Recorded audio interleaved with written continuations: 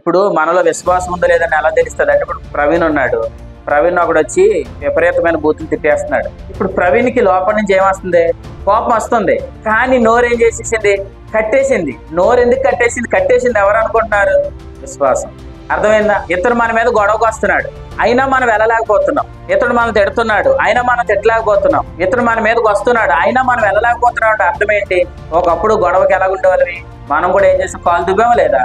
కాలు దువ్వాం. కానీ ఇప్పుడు ఆ వచ్చే మాటలు ఎందుకు మన నోట రావడం లేదు? ఒకప్పుడు వెళ్ళినంత స్పీడ్గా మనం ఎందుకు వెళ్ళలేకపోతున్నాం అంటే, మనం కలిగి ఉన్న విశ్వాసం మనల్ని కాపాడుతుంది. ఆ విశ్వాసం మనల్ని కాపాడుతుంది కాబట్టి ఒకప్పుడు మాట్లాడినట్టుగా ఇప్పుడు మనం మాట్లాడం, ఒకప్పుడు ప్రవర్తించినట్టుగా ఇప్పుడు మనం ప్రవర్తించం. ఎందుకంటే మన విశ్వాసం ఏం చేసుకుంటాం? కాపాడుకుంటాం. ఆ విశ్వాసం మనల్ని ఏం చేస్తుంది? కాపాడుతుంది. ఎప్పుడైతే విశ్వాసం మనల్ని కాపాడుతుందో మనం ఆటోమేటిక్ ఏం చేస్తున్నాడు? మన గురి దేని మీద వెళ్తుంది? ప్రభు యొక్క ప్రత్యక్షత మీద వెళ్తుంది. ఎందుకు అంటే, మీరు నడిచినట్టుగా నేను నడవనండి. ఎందుకు నడవను? నా బహుమానాన్ని కోల్పోతాను. మీరు మాట్లాడినట్టుగా నేను మాట్లాడను. ఎందుకంటే ప్రభు వచ్చినప్పుడు నేను ఏం కోల్పోతాను? బహుమానమును కోల్పోతాను. అంటే ఆటోమేటిక్ గా మన విశ్వాసాన్ని కాపాడుకుంటున్నామంటే అర్థం ఏంటంటే, మనం ఆయన ప్రత్యక్షత కొరకు ఏం చేస్తున్నాం? ఎదురు చూస్తున్నాం.